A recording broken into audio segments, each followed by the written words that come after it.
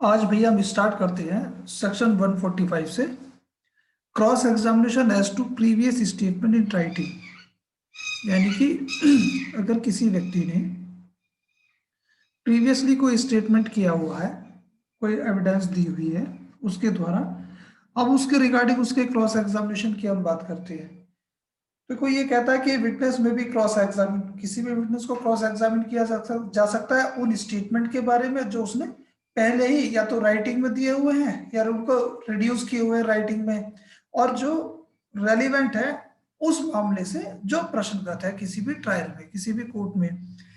तो in writing or reduce into writing and relevant to matter in question without such writing being shown to him. यानी कि अगर हम खाली जो है उसे क्रॉस एग्जामिन करना चाहते हैं उन सब कथनों के बारे में, उस स्टेटमेंट जो प्रीवियसली कहे हुए हैं, चाहे वो राइटिंग में है या जिनका उनका राइटिंग में लेखबद्ध किया हुआ है, और relating to matter in question, उससे क्वेश्चन से रिलेटेड है, उसे हम बिना उस लेख को, बिना उस राइटिंग को दिखाए हम उसके बारे में उससे क्वेश्चन पूछ सकते हैं, बिना उसको, अगर उसके प्रूफ, बिना प्रूफ किए। लेकिन अगर हमारा आशय ये है कि जो हमने उस किसी व्यक्ति ने पहले कोई स्टेटमेंट किया हुआ है, उस स्टेटमेंट को हम उसे कॉन्ट्राडिक्ट करना चाह रहे हैं, तो कॉन्ट्राडिक्ट करने की स्थिति में हमें उस समय उसकी उस राइटिंग को उसे दिखाना पड़ेगा। मान लीजिए, ये कह लीजिए कि पर पहले कोई व्यक्ति ये कह के चला है कि मैं पर्टिकुलर डेट को दिल्ली में था।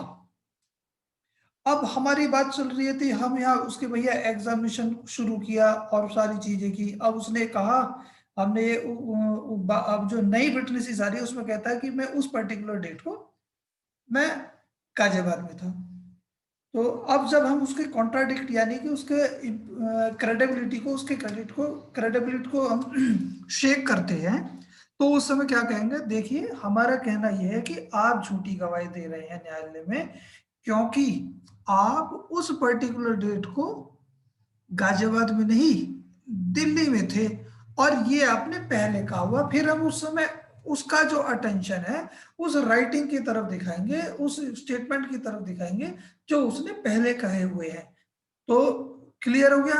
ए witness may be cross examined as to previous statement made by him.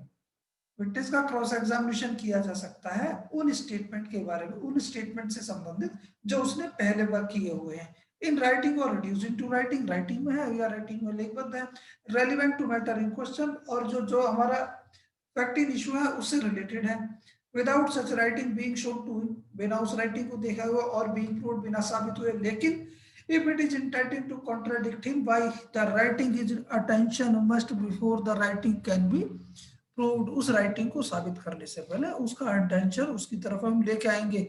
B call to those part of it, और उस पार्ट पर कि भैया जिसमें कहा था कि मैं उस पर्टिकुलर डेट को दिल्ली में था, it which are to be use for the purpose of contradicting, क्योंकि उसी के द्वारा जो है हम उसका जो क्रेडिट है उसको शेक कर रहे हैं।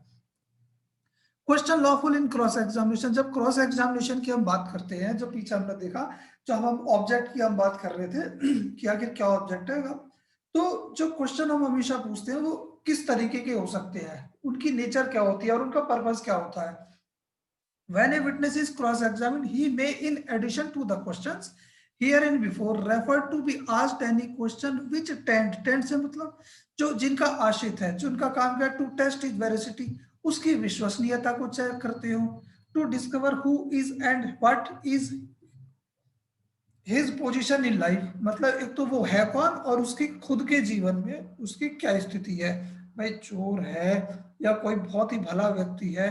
To shake his credit by injuring his character, यानी कि उसका जो क्रेडिट है, जिस क्रेडिबिलिटी की हम उससे उम्मीद कर रहे हैं, उस क्रेडिबिलिटी को खत्म करना है, उसके कैरेक्टर को इंजर्ड करके। ऑल द क्वेश्चन टू, तो answer to such question might tend directly or indirectly to criminate him, और चाहे वो क्वेश्चन जो हमसे पूछ रहे हैं सीधे प्रत्यक्ष या अप्रत्यक्ष रूप से उसे क्रिमिनेट करते हो, जिनका वो आंसर देगा, और might expose or tend directly or indirectly to expose him to a penalty or forfeiture, चाहे वो प्रत्यक्ष या अप्रत्यक्ष रूप से किसी जो ना दंड की भागीदारी उसमें बनती होगी उसके लिए वो एक्सपोज होगा, बशर्ते कि इन ए प्रोसिक्यूशन फॉर रेप और अटेम्प्ट टू कमिट रेप।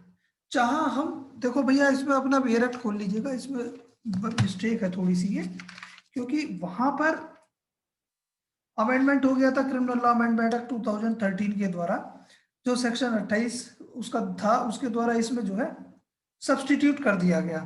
अब वहां लिखा हुआ है provided that in a prosecution for an offence under section 376, 376 A, 376 B, 376 C and 376 D or 376 E of the Indian penal code, or for attempt to commit any such offense where the question of consent is an issue, it shall not be permissible to adduce evidence or to put question in the cross examination of the victim as to general immoral character or previous sexual experience or such victim with any person for proving such consent or quality of consent. जहां किसी हम rape के victim की बात करते हैं तो cross examination में यहाँ एक प्रोविजो इन्होंने लगाया हुआ है कि अगर उसका जो जनरल इमोरल कैरेक्टर है वहां पे अगर कंसेंट के बारे में, उसके प्रीवियस सेक्सुअल एक्सपीरियंस के बारे में या इस तरीके का कोई भी क्वेश्चन उससे नहीं पूछा जाएगा। अब आगे देख लीजिए, अब जब क्वेश्चन की हम बात करते हैं, if any such question relate to matter relevant to the suit or proceeding, अगर कोई क्वेश्चन जो उससे पूछा जा रहा है वो क्या है, उस सूट या प्रोसीडिंग से रिलेट करता है, तब उस स्थिति में क्या 132 अप्लाई हो जाएगा। ए विटनेस में भी कंपेल्ड टू आंसर, यानी कि उसका एक्सक्यूज नहीं दिया जाएगा, एक्सक्यूज नहीं किया जाएगा उन क्वेश्चन को आंसर देने से इस आधार पर कि वो उसको क्रिमिनेट करेंगे या किसी क्रिमिनल मैटर में उसको फंसा देंगे, देना पड़ेगा। अब दूसरी चीज ये है कि जब कहीं ऑब्जेक्शन आता है तो इस बात को कौन तय करेगा कि भैया उससे क्वेश्चन पूछा जाना है या नहीं पूछा जाना, उसे आंसर देना चाहिए या नहीं देना चाहिए, तो इस चीज को कोर्ट तय करेगा। Court to decide when question shall be asked and when witness compelled to answer, कि क्वेश्चन कब पूछा जाना चाहिए या नहीं पूछा जाना चाहिए और कब विटनेस को कंपेल किया जाना चाहिए या नहीं जाना चाहिए। If any such question relate to matter not relevant to the proceeding or suit or proceeding, except insofar as it affect the credit of witness by injuring his character, ये उन मामलों को छोड़ दीजिए अगर किसी जो क्वेश्चन है वो रेलिवेंट है सूट और प्रोसीडिंग से और जो विटनेस है उसके क्रेडिबिलिटी को अफेक्ट करता हो, the court shall decide whether or not the witness shall be compelled to answer it and may if it thinks fit, तो उस समय कोर्ट ये तय कर देगा कि इसको देना चाहिए नहीं देना चाहिए, और उसे अगर ठीक लगता है तब warn the witness that he is not obliged to answer, अगर उसे उचित लगे तो बता देगा कि भैया जरूरी नहीं है कि आप इसका आंसर दें। In exercise of its discretion, the court shall have regard to the following consideration. Such question are proper if they are, अब देखो जब वो कहेगा उसको तय करना है कि देना है या नहीं देना, आंसर उसको पूछा जाना चाहिए या नहीं पूछा जाना चाहिए, तो वहां क्या है ये वाली कंडीशन आएगी, such question are proper if they are of such nature that the truth of the imputation conveyed by them would seriously affect the opinion of court, यानी कि जो क्वेश्चन विटनेस से पूछे जा रहे हैं उनकी नेचर ऐसी है कि ऐसा सच बाहर निकल के आएगा जिससे कि जो कोर्ट की ओपिनियन है उसको अपने आप उसको सीरियसली उसको अफेक्ट करेगा। कोर्ट को दिखाई दे रहा है कि अगर कोई क्वेश्चन इससे पूछा गया और ये आंसर देता है तब इस समय जो ना उसके आंसर से हो सकता है कोर्ट की ओपिनियन बदल जाए। Court as to the credibility of witness on the matter to which he testifies, जिन मामलों में उसको टेस्टिफाइज जिसको उसकी साक्ष्यता की परीक्षा की जा रही है उस स्थिति में कोर्ट क्या कहेगा, तो वो ऐसे क्वेश्चन पूछे जा सकते हैं। सच क्वेश्चन आर प्रॉपर, यानी कि वे उचित है। दूसरा, सच क्वेश्चन आर इम्प्रॉपर, कुछ क्वेश्चन ऐसे हैं जो इम्प्रॉपर होंगे। If the imputation which they convey, जो उनका जो इम्प्यूटेशन विटनेस पे लगाया जा रहा है relates to matter so remote, अब भैया क्वेश्चन ऐसे पूछे जा रहे हैं कि भैया ठीक है मामला तो चल रहा है कि भैया आपने जो है दीपक जी की पिटाई की या नहीं पिटाई की, ठीक है, अब उसमें आप जो क्या नाम है एविडेंस दे रहे हैं कि भैया मैंने आइसक्रीम भी खाई थी, मैंने चाय भी पी थी, अब इस तरीके के साक्ष्य की तो जरूरत है ही नहीं, या इस तरीके के क्वेश्चन भी नहीं पूछे जाएंगे। भाई मान लीजिए सीधा सा दीपक जी की पिटाई से संबंधित को मामला चल रहा है, आप विटनेस से पूछ रहे हैं आप भैया पढ़ना लिखना जानते हैं या नहीं जानते हैं, इसका केस से कोई संबंध है ही नहीं, कोर्ट मना कर देगा। कि भाई जो रेलिवेंट है कहीं वही पूछिए। Such question are improper if the imputation which they convey relates to matter so remote in time or of such a character that the truth of the imputation would not affect. यानी कि जो question पूछे जा रहे हैं वो बिल्कुल भी किसी तरीके से दुष्प्रभावित करते नहीं है, कोई फर्क नहीं पड़ेगा। और would affect in slight degree the opinion of court, court को कोई फर्क पड़ेगा ही नहीं ना, कोर्ट की कोई जो ओपिनियन है वो चेंज होती है उस उन क्वेश्चन के आंसर से। As to the credibility of witness on the matter to which he testifies. दूसरा क्या है, such question are improper if they are in a great disproportion between the importance of the imputation made against the witness character and the importance of it evidence। यानी कि जो उसके ऊपर लांछन लगाया गया, imputation लगाया गया है और जो उसकी एविडेंस है उनमें कोई प्रोपोर्शनेट रिलेशन ही नहीं है, वो दोनों एक दूसरे बहुत दूर दूर है, उस समय उनको मना कर देगा भैया ये रेलिवेंट है ही नहीं। मतलब सीधा सीधा सा आप जो देखते हैं, the question those must be asked during cross examination, they must be relevant to the matter in issue। उससे बिल्कुल भी सुसंगत होनी चाहिए, वही पूछा जाएगा। The court may if it sees fit, उसे लगता है ठीक है, draw from the witness refusal to answer the inference that the answer is given would be unfavorable। अगर कोर्ट को लगता है, कोर्ट भैया कोई क्वेश्चन पूछा गया विटनेस से और उसने विटनेस ने उसका आंसर देने से मना कर दिया, तो कोर्ट उस समय स्थिति देखेगा कि भैया इसे इसका आंसर देना चाहिए या नहीं देना चाहिए, और अगर नहीं दे रहा है तो इसका मतलब क्या है, ये क्वेश्चन का आंसर उसके अगेंस्ट जाएगा और इस तरीके के जो ना इन्फरेंस वो उससे ड्रॉ कर सकता है कोर्ट। बिना अब देखो जब हम क्वेश्चन में पूछ रहे कोर्ट ने तय कर दिया, लेकिन भैया जो क्वेश्चन पूछे जाएंगे बिना किसी रीजन, कोई ना कोई आधार होना चाहिए आप हर व्यक्ति के पास उन क्वेश्चंस को पूछने का। No such question as is referred to in section 149 ought to be asked। ऐसा कोई क्वेश्चन नहीं पूछा जाएगा जब तक कि unless person asking it has reasonable ground for thinking that the imputation which it convey is well founded। यानी कि जो imputation लगाया जा रहा है अपने आप में जो ना किसी तर्क पर किसी चीज पर यह आधारित है, ऐसा कोई रीजनेबल ग्राउंड नहीं है, तो उस स्थिति में ऐसा कोई क्वेश्चन उससे नहीं पूछा जाएगा। Procedure of court in case of question being asked without reasonable ground. अगर भैया बिना किसी रीजनेबल ग्राउंड के अगर ऐसा कोई क्वेश्चन पूछा जा रहा है ना, तो that it shall be treated as professional misconduct. Professional misconduct मतलब कि दीपक जी ने कोई ऐसे बिना तर्क के कोई क्वेश्चन पूछे, प्रोफेशनल मिसकंडक्ट माना जाएगा और इनकी शिकायत जो है उठा के बार को और हाई कोर्ट को भेज दी जाएगी। If the court is of opinion that any such question was asked without reasonable grounds, it may, if it was asked by any barrister, pleader, vakil or attorney, report the circumstances of the case to the High Court or other authority to which the such barrister, pleader, vakil or attorney is the subject in the exercise of his profession. यानी कि high court होगा और जो दूसरी जो authority होगी वो कौन सी होगी, स्टेट बार काउंसिल होगी, क्योंकि वो जितने भी एडवोकेट्स हैं वो सब उसी के अधीनस्थ हैं। अब ऐसे भी क्वेश्चन नहीं पूछे जाएंगे जो इनडिसेंट है, स्कैंडलेस है, भैया असभ्य तरीके के क्वेश्चन नहीं पूछे जाएंगे। द कोर्ट में फॉरबिड एनी क्वेश्चन और inquiries which it regards as indecent or scandalous, although such question or inquiry may have some bearing on the question before the court unless they relate to fact in issue or matter necessary to be known in order to determine whether or not the fact in issue exist।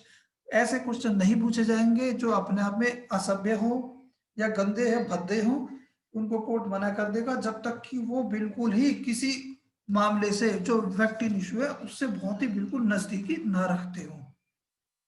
अब ऐसे question भी नहीं पूछे जाएंगे जो किसी व्यक्ति को इंसल्ट करते हो या उसे चिढ़ाते हो, भैया आप गंदे कपड़े पहनते हो, आपको पढ़ना नहीं आता है, वगैरह वगैरह कुछ भी हो सकता है। The court shall forbid any question which appears to it to be intended to insult or annoy, or which though proper in itself appears to the court needlessly offensive in form, मना कर देगा court. Exclusion of evidence to contradict answer to question testing veracity। अब इसमें क्या है, कुछ ऐसी evidence को एक्सक्लूड किया जाएगा जिनके जो वेरिसिटी को टेस्ट करते हैं। When a witness has been asked and has answered any question, witness से कोई क्वेश्चन पूछा गया और उसने उसका आंसर दिया, which is relevant to inquiry only in so far as it tend to shake the credit his credit by injuring his character. जो question केवल इंक्वायरी से संबंधित था और उसका क्या है, इसका आशय केवल इतना था कि उस विटनेस के कैरेक्टर को इंजर करना था। अब क्वेश्चन पूछ लिया, उसने आंसर दे दिया, काम खत्म हो गया। लेकिन अब इसके संबंध में क्या, no evidence shall be given to contradict him but if he answers falsely, लेकिन अगर वो क्या है, गलत आंसर देता है तो भैया फिर उसके अगेंस्ट क्या है, गिविंग फॉल्स एविडेंस का मुकदमा चल सकता है। लेकिन क्या है, जो उसमें कैरेक्टर को इंजर्ड करने के लिए कोई क्वेश्चन उसने पूछा, उसने सही जवाब दे दिया, तो उसको कॉन्ट्राडिक्ट करने के लिए कोई दूसरी चीज नहीं पूछी जाएगी। एक्सेप्शन ये देख लें, if a witness is asked whether he has been previously convicted of any crime, वो मना कर देता है कि नहीं भाई ना हुआ। एविडेंस में be given for his previous conviction, फिर वो साक्ष्य दिया जाएगा, देखो जी ये झूठ बोल रहा है, इसने पहले भी है, इस पहले भी इसका कन्विक्शन हो चुका है। if a witness is asked any question tending to impeach his impartiality, पूछेंगे भैया कि जो क्या आप भैया impartiality biasness करते हैं, and answer it by denying the fact suggested, he may be contradict, उसका contradiction किया जा सकता है। ये इलस्ट्रेशन है, ये भैया देख लीजिएगा एक बार। क्वेश्चन बाय पार्टी, ये देखो हॉस्टाइल विटनेस आ गया। हॉस्टाइल विटनेस कौन होगा, जिसे आप पक्षद्रोही साक्षी कहते हैं। पक्षद्रोही, अब यानी कि पता लगा जो प्रोसिक्यूशन ने अपना विटनेस बुलाया था वो प्रोसिक्यूशन के खिलाफ ही गवाही दे रहा है, यानी कि एडवर्स पार्टी की फेवर की दे रहा है, तब उस स्थिति में क्या है, कोर्ट परमिशन दे देगी उसका क्रॉस एग्जामिनेशन करने की। The court may in its discretion permit the person who calls a witness to put any question to him which might be put in cross examination, ऐसे क्वेश्चन पूछने के लिए permit कर देगी जो एडवर्स पार्टी के द्वारा क्रॉस एग्जामिनेशन में पूछे जा सकते हैं, वो भी री एग्जामिनेशन में पूछेगा फिर उन्हें। Nothing in this section shall entitle the person so permitted under subsection 1 to rely on any part of the evidence of such witness. लेकिन इसका मतलब ये नहीं कि उसने अगर पहले कोई बात कही है उस पर रिलाई नहीं किया जाएगा। इम्पीचिंग क्रेडिट ऑफ विटनेस, यानी कि जो विटनेस है उसके क्रेडिट को किस तरीके से इम्पीच किया जाएगा। The credit of witness may be impeach in the following ways, by adverse party or with the consent of court by the party by whom the witness has been called. फिर क्या है, जो witness के credit को impeach करने के लिए सीधे सीधे से या तो एडवर्स पार्टी करेगी या जिस पार्टी ने बुलाया तो वो कोर्ट की परमिशन से करेगी। वहां क्या दिखाया जाएगा कि साक्ष्य दिया जाएगा कि भाई साहब इसकी विश्वसनीयता, इस विटनेस के ऊपर विश्वास नहीं किया जाएगा, इस तरीके का कोई साक्ष्य अगर दिया जाए। By the evidence of person who testified that they from their knowledge of the witness believe him to be unworthy of credit, यानी कि जो आपने क्या पढ़ा था 114 का बी देखा था, an accomplice is unworthy of credit, या कि अकम्प्लिश का जो साक्ष्य होगा वो विश्वसनीय नहीं होगा। तो यहाँ भी इस तरीके का साक्ष्य अगर दोनों में से दिया जाए कि जो साक्षी है इसके द्वारा दिए गए साक्ष्य पर विश्वास नहीं किया जा सकता, या ये साबित किया जाए कि भैया इसने तो जो है किसी दूसरी पार्टी से कोई ब्राइब ले ली है या कोई गिफ्ट एक्सेप्ट किया है, by proof that the witness has been bribed or has accepted the offer of bribe or has received any corrupt inducement to give his evidence. दूसरा क्या है, या इस चीज को साबित कर करके, इस चीज को दिखा करके जो उसने पहले स्टेटमेंट दिए है अब उसके बाद ये कॉन्ट्राडिक्टरी स्टेटमेंट दे रहा है। By proof of former statements inconsistent with any part of his evidence which is liable to be contradicted. Explanation एक बार देख लीजिएगा आप। Question tending to corroborate evidence of relevant fact admissible when a witness whom it is tended to corroborate gives evidence of any relevant fact, he may be questioned as to any other circumstances which he observed at or near।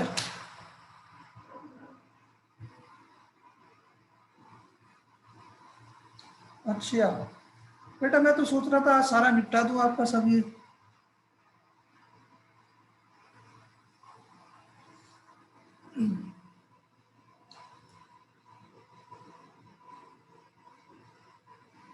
ये कह रहे हैं कि question tending to corroborate evidence of relevant fact, यानी कि जो सुसंगत तथ्य हैं अब उनसे संबंधित जो साक्ष्य है उनको corroborate करने के लिए ऐसा अगर कोई साक्ष्य दिया जा रहा है तो वो एडमिसिबल होगा। अब क्या है, when a witness who it is intended to corroborate, अब कोई साक्षी की हम बात कर रहे हैं, किसी अब सीधे आप इसको इस तरीके से देख लीजिएगा। यहाँ पर मान लीजिए एक अकम्पलिश के द्वारा कोई अगर स्टेटमेंट दिया जा रहा है तो उस स्टेटमेंट को एडमिसिबल करने के लिए कॉरबोरेटिव एविडेंस जो है कि वो उस सीन से उन सारी चीजों से मैच कर जाता है जो उसने बताए हैं, तो वो एडमिसिबल हो जाएगी। और जो अकम्पलिश ने जो स्टोरी बताई है वो क्या नाम है, उस सीन ऑफ अकरेंस से उनसे कहीं से भी मेल नहीं खाती है, तो फिर अकम्पलिश का जो स्टेटमेंट है वो एडमिसिबल नहीं होगा। When a witness whom it is intended to corroborate gives the evidence of any relevant fact, he may be questioned as to any of the other circumstances। फिर उससे क्या आसपास की चीजें पूछी जाएंगी। भाई उसने कहा, दीपक जी ने कहा कि जो ना हर्षित जी ने और मैंने साथ मिल करके बैंक में चोरी की थी रात में। ठीक है भैया, अब दीपक जी से पूछा जाएगा और भैया तो फिर ठीक है, चोरी करने के लिए सबसे पहले कहाँ मिले आप, प्लानिंग कैसे कैसे हुई, क्या क्या चीजें आपके पास थी, जब बैंक में आप गए चोरी करने के लिए तो वहां और कौन कौन लोग थे, वहां पर वॉचमैन था या नहीं था। ऐसी चीजें जिनसे कि वो स्टोरी मैच खाती हो जो बैंक में जिस समय पर लूट रही हो। Which he observe or near to at the time or place at which such relevant fact occurred, if the court is of opinion that such circumstances if proved would corroborate the testimony of witness as to the relevant fact which he testifies। और अगर भैया वो नहीं mail खाती है तो फिर वो मना भी कर सकता है। An accomplice give an account of a robbery in which he took part, he describes various incident unconnected with the robbery। अब ऐसे जो अनकनेक्टेड इंसिडेंट है वो बता रहा है, तो इसलिए क्या है उसको जो accomplice का जो स्टेटमेंट है वो एडमिसिबल उस समय नहीं होगा। फॉर्मर स्टेटमेंट जो पहले क्या है, अगर किसी विटनेस ने दिया है तो उस स्टेटमेंट के द्वारा हम जो है अवर्तमान वाले स्टेटमेंट को कॉरोबोरेट कर सकते हैं साबित करने के लिए। Former statement of witness may be prove to corroborate later testimony as to same fact. In order to corroborate the testimony of a witness, any former statement by such witnesses relating to the same fact or at or about the time when the fact took place or before any authority legally competent to investigate the fact may be proved। अब मान लीजिए दीपक जी ने पहले एक मामले में कोई बात कही थी, अब दोबारा जो बात कह रहे हैं उस बात को साबित करने के लिए उस पहले वाली बात का सहारा ले सकते हैं।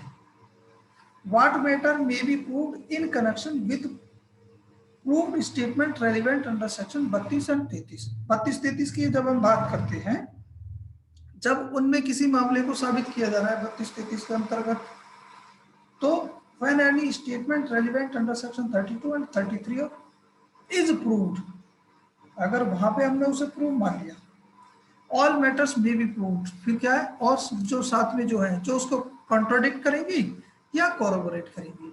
भाई 32 की भाई पता लगा डाइंग डिक्लेरेशन है, डाइंग डिक्लेरेशन की डेथ प्रूव करनी है, सपोज करो डाइंग डेथ प्रूव होगी है, तो उस क्या है उसको कॉन्ट्राडिक्ट करने के लिए हम वो सीधे सीधे से जो है 30 ईयर्स वाला इलस्ट्रेशन उठा के ले जाएंगे कि भैया इनको तो 30 वर्ष के भीतर जिंदा देखा गया था या कल तो इनको हमने जिंदा ही पाया था।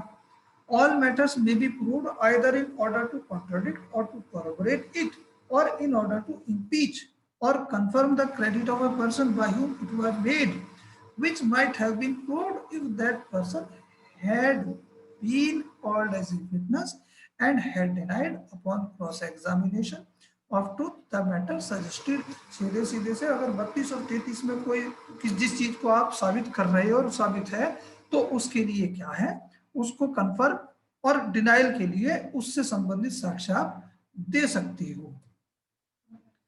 सेक्शन 59 रिफ्रेशिंग मेमोरी की बात करता है कि आप भैया जो विटनेस है, विटनेस अगर किसी सपोज कीजिए कि जो प्रोसिक्यूशन विटनेस बुलाया गया, प्रोसिक्यूशन विटनेस को बुलाने के लिए जब टेस्टिमनी होती है तो उसके लिए क्या उसका 161 का बयान उसे पढ़वा दिया जाता है। कोई बताएगा 161 का बयान क्या होता है?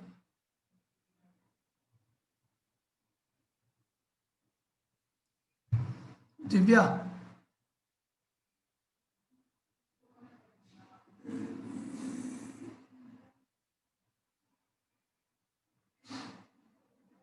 शाबाश, Abida.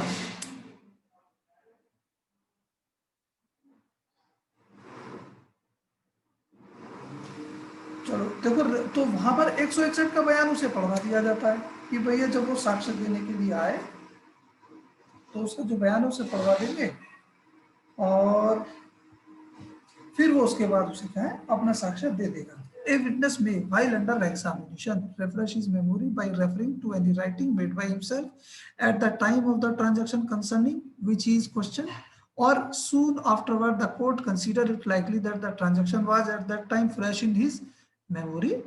The witness may also refer to any such writing made by any other person and read by the witness within the time aforesaid, and when he read it he knew to be correct. अब 161 का बयान क्या है, police record करेगी, तब उसके संबंध में जब उसे साक्ष्य देने के लिए बुलाया जाएगा एविडेंस के लिए, तब उसे बता दिया जाएगा कि भैया 161 में आप ये कह के चले थे, तो वो उसे पढ़ लेगा, उसी के आधार पर अपना बयान देगा।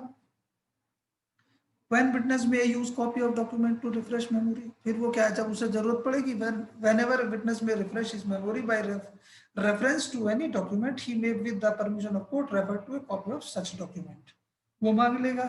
Provided the court be satisfied that there is a sufficient reason for non production of the original, court को ये देखना, कोर्ट ये देखेगा पहले उसके पास sufficient ग्राउंड है कि वो उसे मना कर दे ओरिजिनल देने के लिए। अब जो क्या एक्सपर्ट है, एक्सपर्ट को रिफ्रेश मेमोरी रिफ्रेश करने के लिए पोस्टमार्टम की रिपोर्ट दे दी जाएगी, भैया देख लो उठा के, या उसकी जो प्रोफेशनल ट्रीटीज है वो चेक कर लेगा उन्हें।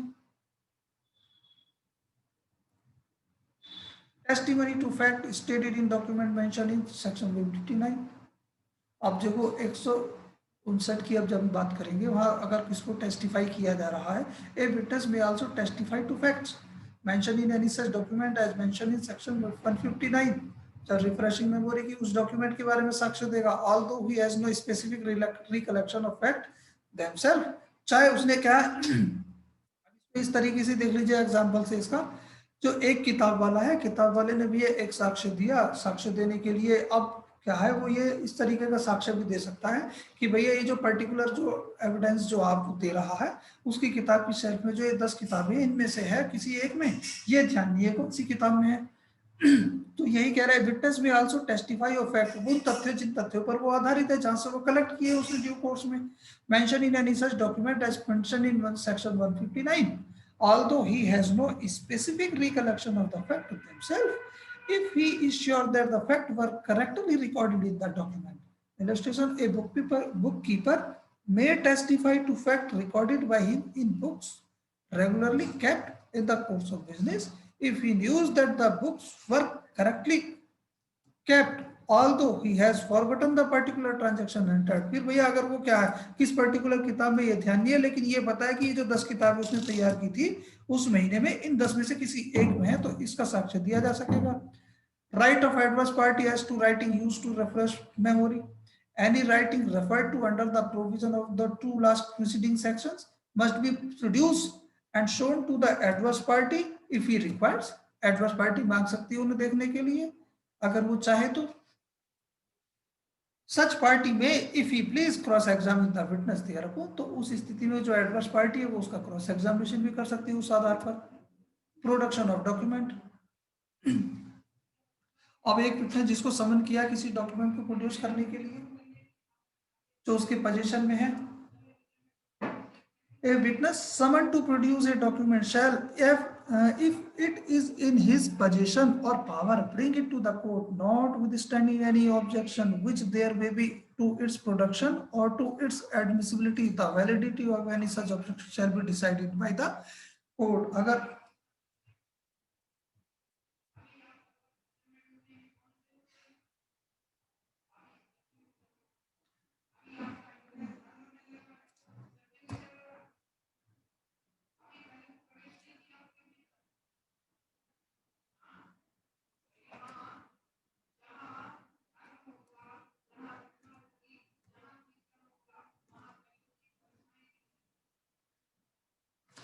हमने पीछे देखा 159 और 160 की हमने बात की। 159 में हमने कहा कि अगर किसी साक्षी को अपनी एविडेंस देने के लिए आया है तो उसको अपनी मेमोरी रिफ्रेश करने के लिए जो ट्रांजैक्शन है उसके द्वारा या तो उसने खुद लिख के दिए थे या किसी और के द्वारा लिखे गए थे बोल के बता देंगे, तो उसके लिए उस साक्षी को उसे मेमोरी रिफ्रेश करने के लिए उन डॉक्यूमेंट को पढ़ लेगा। 160 की हमने जब बात करी 160 में कह दिया कि अगर वो किसी ऐसे तथ्य से संबंधित है जिसको वो ठीक से रिकॉल नहीं कर पा रहा है, लेकिन उसने ड्यू कोर्स ऑफ बिजनेस में सबको जो है ना करेक्टली जो है ना इकट्ठा किया था, उस संबंध में दे देगा। अब यहाँ पर जब उन दोनों के बारे में साक्ष्य दिया जाएगा 159 या 160 के अंतर्गत, तो उस डॉक्यूमेंट को, जिस डॉक्यूमेंट के आधार पर कोई साक्षी गवाही दे रहा है, यानी कि ये मान के चलिए वो 161 का बयान उसने पढ़ा और 161 का बयान पढ़ के वो गवाही दे रहा है, एग्जामिनेशन इन चीफ हो गया। तो अब एडवर्स पार्टी क्या है, एडवर्स पार्टी उसके 161 के बयान को मांग सकती है, देखेगी, और अगर चाहे तो उससे संबंधित क्रॉस एग्जामिनेशन में क्वेश्चन पूछ लेगी, बस ये कहा है advertisement. Production of document, witness जिसको समन किया कि किसी डॉक्यूमेंट को प्रोड्यूस करने के लिए, और जो किसी व्यक्ति की पावर में है, कंट्रोल में है, जब तक कोई ऑब्जेक्शन उस पर रेज ना हो, तो उसकी जो वैलिडिटी और एडमिसिबिलिटी है वो कोर्ट के द्वारा डिसाइड होगी। हाँ, तो क्रॉस ही तो करना बेटा उसको वहां पर, और क्या हुआ है। The court if it sees fit may inspect the document, अगर कोर्ट को दिखाई देता है कि वो खुद क्या है, inspect the document unless it refers to matter of state or take other evidence to enable it to determine on its admissibility. ठीक है, अब वह कोर्ट क्या है वो देख लेगी। अब दूसरी स्थिति ये है, अगर वो डॉक्यूमेंट भैया कहीं पता लगा आपको यूपी में कोई डॉक्यूमेंट प्रोड्यूस किया गया साबित या ना साबित करने के लिए, यानी कि सेल प्रोड्यूस की, या ये मान लीजिए पावर ऑफ अटॉर्नी एक प्रोड्यूस की जो दीपक जी ने गुजरात में की थी, और उस पावर ऑफ अटॉर्नी के आधार पर यहाँ पर एक प्रॉपर्टी जो दीपक जी की थी हर्षित जी ने बेच दी। अब हर्षित जी से पूछा जाएगा भैया किस आधार पर हर्षित जी इस पावर ऑफ अटॉर्नी को दे देंगे, जी लो। अब कोर्ट उसे लेकर बैठी रहेगी सुबह से शाम तक, पढ़ने में तो आवा नहीं क्योंकि गुजराती लैंग्वेज में लिखी हुई थी। तब क्या है, कोर्ट उसके ट्रांसलेशन करा लेगी, translation of document. If for such a purpose it is necessary to cause any document to be translated, the court may, if it thinks fit, direct the translator to keep the content secret unless the document is to be given in evidence.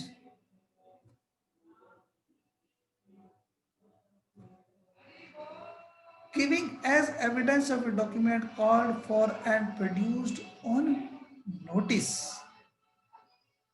सीधा सीधा सा भैया ये है, जब किसी party को किसी डॉक्यूमेंट को प्रोड्यूस करने के लिए कोई नोटिस दिया गया है, तब उस स्थिति की हम बात करते हैं when A party calls for a document, जब किसी पार्टी ने किसी डॉक्यूमेंट को कॉल किया गया, which he has given the other party notice to produce, उसने दूसरी पार्टी को नोटिस भी दे दिया इस संबंध में, and such document is produced and inspected, अब वो डॉक्यूमेंट लाया भी गया और इंस्पेक्ट भी कर लिया गया उस पार्टी के द्वारा जिसने कॉल कराया था, by the party calling it for its production, he is bound to give it as evidence, अब वो उसे क्या, उसे एज साक्ष्य के आधार पर एज एविडेंस देने के लिए बाध्य है। If the party producing it requires him to do so, अगर दूसरी पार्टी कहती है भैया आपने मंगाई थी हम ले आए, अब इसे आप साक्ष्य में पढ़वाना पड़ेगा इसको। Using as evidence of document production of which was refused on notice, अब अगर किसी डॉक्यूमेंट को मंगवाया गया और वो डॉक्यूमेंट नहीं लाया गया तो उसके विपरीत ही पढ़ा जाएगा उस स्थिति में, लेकिन नहीं लाया गया है और मामला आगे चल गया तो जब तक कोर्ट की परमिशन ना हो वो दोबारा उसको परमिट नहीं करेगा।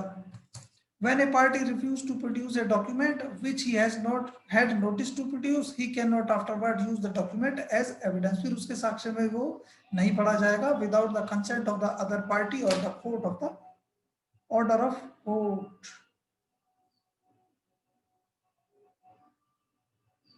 अरे भैया ये खराब है, देखो भैया सीधा सा है, अगर आपसे किसी डॉक्यूमेंट को मंगाया गया आपने मना कर दिया, अब मामला जब आगे चल गया, अब आपको लगा कि जो डॉक्यूमेंट मंगाया गया था वो आप अपने फेवर में साक्ष्य में दे सकते हो, अब उसे आप अपने फेवर में साक्ष्य में देना चाह रहे हो तो आप नहीं दे सकते जब तक तो दूसरी पार्टी कंसेंट ना दे दे या कोर्ट उसको आदेश ना कर दे।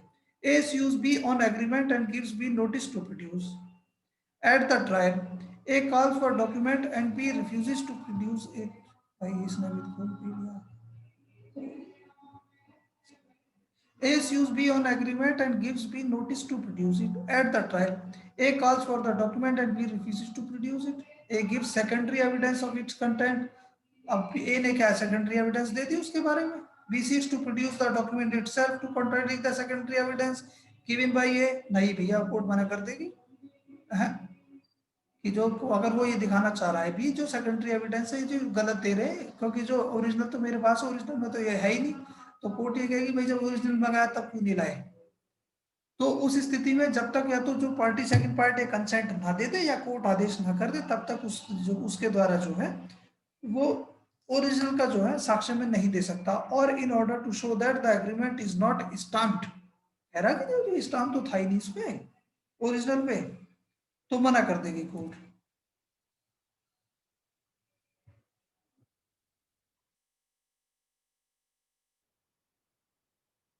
Just power to put question or order production. अब जो क्वेश्चन जो पूछे जाएंगे और किस क्रम में पूछे जाएंगे, ये तो जज साहब की कोर्ट की पावर है। जज may in order to discover or to obtain proper proof of relevant fact ask any question he please, खुद अगर वो कुछ चाहे तो पूछ सकता है, जैसे 313 में पूछ लेता है। In any form at any time और एनी विटनेस और ऑफ द पार्टी, किसी भी तरीके से किसी भी समय पर किसी भी विटनेस से किसी भी पार्टी से जो किसी रेलिवेंट फैक्ट से संबंधित है या नहीं है। एंड में order the production of any document, जो डॉक्यूमेंट है उनके प्रोडक्शन के और किस ऑर्डर में उनको लेके आना है वो कैसे आदेश कर सकता है। Or thing and neither the parties nor their agent shall be entitled to make any objection. भैया ना उसके जो क्या नाम है पार्टी है ना एजेंट है, वो कोई ऑब्जेक्शन रेज नहीं करेंगे। कोर्ट ने कह दी भैया ले आओ, लाना पड़ेगा। To any such question or order nor without the leave of the court to cross examine any witness upon any answer given to reply such question. ये आप देख लेंगे भैया।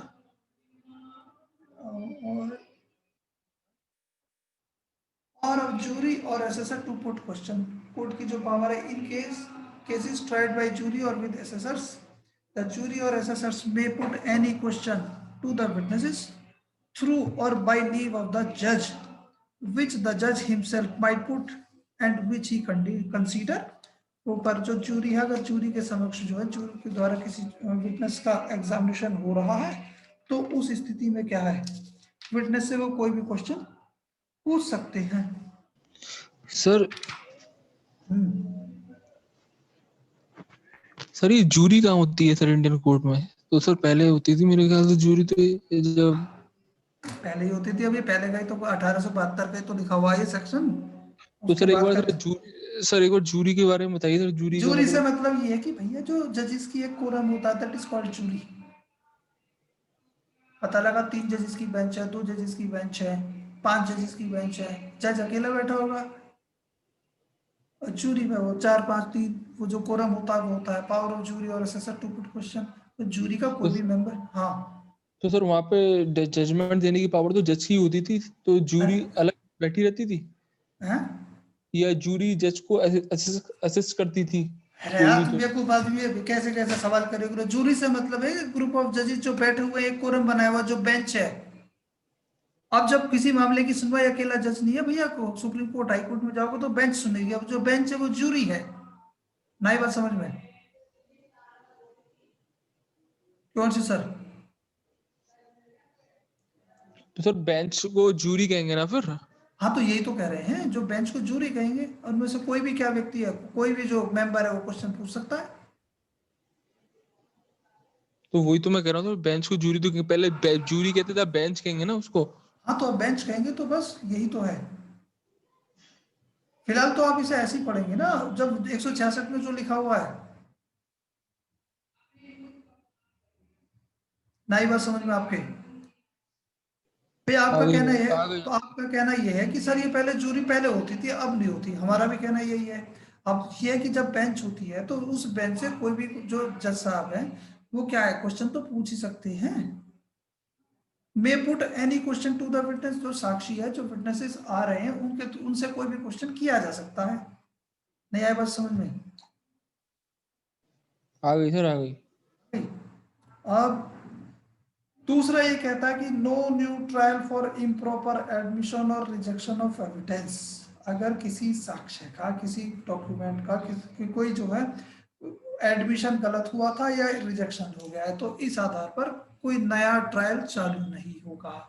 The improper admission or rejection of evidence, किसी साक्ष्य का जो हर्षित sir आपने दिया, या तो एडमिशन है वो गलत तरीके से हुआ, या उसको रिजेक्ट कर दिया गया। Shall not be ground of itself, वो अपने आप में क्या ग्राउंड नहीं होगा। फॉर ए न्यू ट्रायल और reversal of any decision in any case, या किसी नए ट्रायल को जन्म नहीं देगा, या जो डिसीजन कोर्ट के द्वारा लिया गया है उसको रिवर्ट नहीं करेगा। If it shall appears to the court before which such objection is raised that independently of the evidence objected to and admitted there was sufficient evidence to justify the decision, or that if the rejected evidence had been received it ought not to be have verified the decision। अब इसमें भैया नीचे बस केवल ये है जो repealing act था उसके द्वारा क्या है, इसमें से आपका शेड्यूल इनेक्टमेंट है उसको रिपील कर दिया गया था।